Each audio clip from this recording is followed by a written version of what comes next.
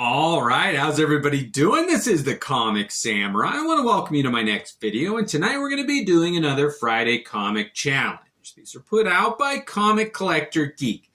Every Friday, he challenges collectors to go through their long boxes and find comics that have covers that share a common theme. And tonight's theme is yellow. So let's go ahead and jump right in. First up, we got this Demon number 12, and it's got a beautiful cover done by Simon Bisley. And I wanted to lead off with this one just because Bisley is one of my favorites. Every image that he does is dynamic and exciting, and he really did a good job of capturing the flavor of a good romp of the Demon and Lobo on this one. I really like that image. Moving on, we got Camelot 3000. Now, this was an interesting limited series. It was 12 issues, and all of the art was done by Brian Boland. Interiors also. But this cover with a figure holding, I think it's supposed to be the Holy Grail there on the cover. It just really is the most yellow cover that I could find in my collection. Moving on. Next up, we got X-Men versus the Avengers number 2. And this is a Mark Silvestri cover, and it's such a strange image when I was young of Magneto holding his helmet. But I loved that contrast between purple and yellow that they use on this cover. What a great image that is. And it was a great series, too. I mean, the X-Men versus the Avengers. What more could you ask for? Next up, we got Uncanny X-Men number 391. This has got a cover that features Cyclops, and it's such a great contrast of his red visor. And I like that trail that it leaves as he's turning his head to look over his shoulder. It just captures a great image with that yellow background. It really sets it off. Next up, we got Daredevil number 189, and there's so many good Frank Miller Daredevil images.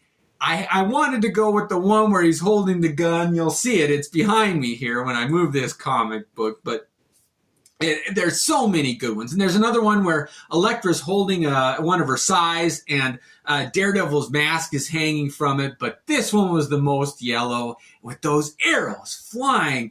It's just he really likes to go and explode into that corner there. Start in the lower one and then just dynamically put all your energy up into the corner, and he did a great job with that one. Next up is Daredevil number 196, and this is a Klaus Janson cover, and he was the inker that did a lot of work with Miller, and when he took over, it sure put a different flavor on Daredevil. He was a little grittier, even more so than Frank Miller, if you can believe that. And when Wolverine made an appearance here, it just hit every checkbox that excited a young comic collector like myself when this one came out. I dig that cover.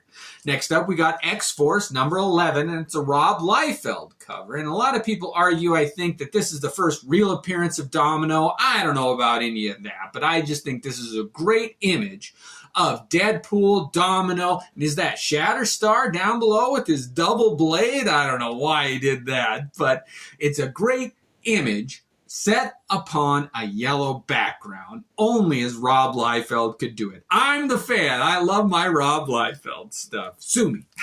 Next up, we got Alpha Flight number 1, and I'm not going to show this one much just because it's such a classic, although I got to say it's still a hidden gem. If you can get this one, get it. Probably find a real nice copy for under $30, and it's an Alpha Flight number 1. Everything in it, writing, drawing, was done by John Byrne. He's awesome. Now, I got to show this next one, which is Marvel Age number 2. And this has got another cover featuring Alpha Flight, and it's a yellow one. And I really think that this was kind of their second choice of Alpha Flight covers. I really think John Byrne did both of these covers at the same time, and then the editors went with the one that ended up being the number 1 issue. But I think that this was the backup here, and I like both of them equally. I really like that image. Next up is The Invisibles number 3 by Brian Boland.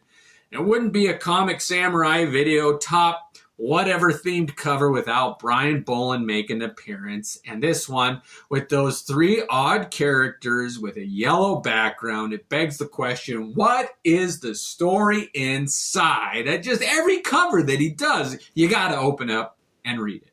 Next up, we got Promethea number 17. This was one that was written by Alan Moore with art by that J. Williams W. III. No, what is it? Let's make sure we got it right. Williams III. Yeah, but this one, the main characters go to the Golden Realm, which is the area inhabited by the sun. They go to all the different planets, and this does with the chakras, but this one is just one of my favorites. It was all based on the sun, and this cover is actually based on one of Dali's works, Salvador Dali. I think it's called The Sun. Anyway, it's one of my favorite series, and this is the yellow cover. Next up, we got Green Lantern number 181. It's got a beautiful Dave Gibbons cover, who's one of my favorites, did The Watchmen and all that, but he did some of the covers and interior work on this Green Lantern series. And this is Hal Jordan throwing his ring down in front of all the Guardians with a yellow background. This is an underrated comic book. I'm going to feature it in one of my Hidden Gem series because I just love this cover and the story inside. Next up, we got Rocket Raccoon number 3, done by Mike Mignola. And this is the stage when Mignola was one of my favorites. I got everything that he was doing. I was so excited to see what he would do. And then he did Hellboy. And I just thought, oh man, he's taking the easy way out. He's taking shortcuts. I don't know, that Hellboy, it was such a different flavor for me. It's grown on me, but when it came out, I didn't know what to think. But this is the Mignola work that I fell in love with. Oh, I just thought he was in his wheelhouse when he was working like this on Rocket Raccoon. What a great choice that was. Next up is Superman number 1. This was the reboot to the Superman series done by John Byrne. He wrote it and drew it, and he fought Metallo, this kryptonite-powered cyborg type villain on this one. I thought they could have picked a better villain, but what a cover here with that yellow. Oh, I just thought, what a great way to to contrast his red and yellow suit with that yellow background. Next up, we got Fantastic Four number 233. And I included this one because I think it's the second one that John Byrne did fully. I think 232 was his first one. It's got a great cover. And his second one was this one. But he does the inking, he does the interior work, and he wrote it. And when John Byrne took over, it really defined what the X-Men were going to be from there on moving forward. And this cover, oh, the stories are so good in these first couple Fantastic Four. I can't recommend them enough. But this has got a beautiful yellow cover featuring the Human Torch.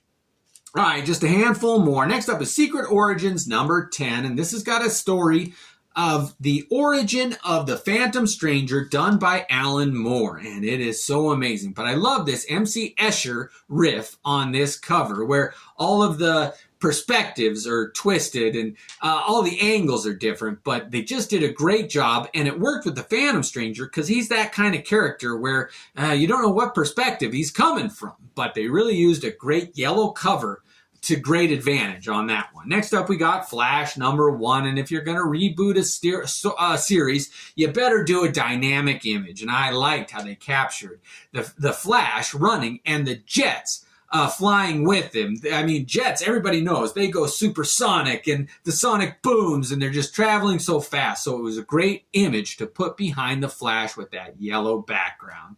And I got to show the next one, which is Flash number 1 when they rebooted it. And this is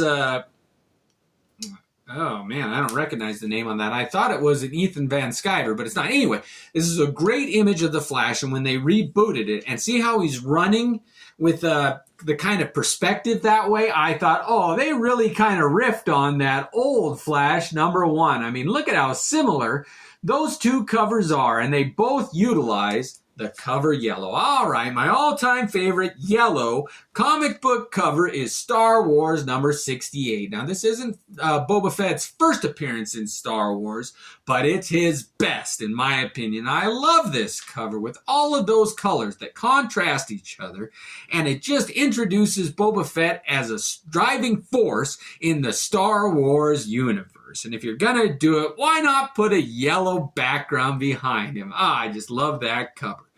Well, thank you for joining me in these best of yellow covers, in my opinion. I want to know what your favorite yellow covers are. Thanks again and have a great night.